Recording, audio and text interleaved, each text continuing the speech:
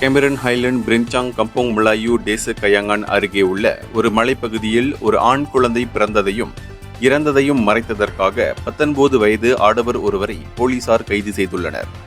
இந்த சம்பவம் குறித்து கேமரன் ஹைலண்ட்ஸ் போலீஸ் தலைவர் சுப்ரிண்டென்டன்ட் அஸ்ரி ரம்லி கூறுகையில், காலை 10 மணி அளவில் தனது வீட்டின் பின்புறத்தில் அமைந்திருக்கும் தண்ணீர் தொட்டிக்கு சென்றபோது சந்தேக நபரின் தந்தை குழந்தையின் உடலை கண்டுபிடித்துள்ளார்.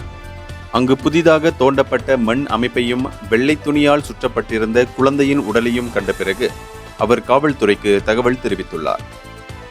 முதற்கட்ட விசாரணையின் அடிப்படையில் பிறந்து 2 நாட்களே ஆன அந்த ஆண் குழந்தை சந்தேக நபரின் 21 வயது வளர்ப்பு சகோதரிக்கு சொந்தமானது என தெரியவந்துள்ளது.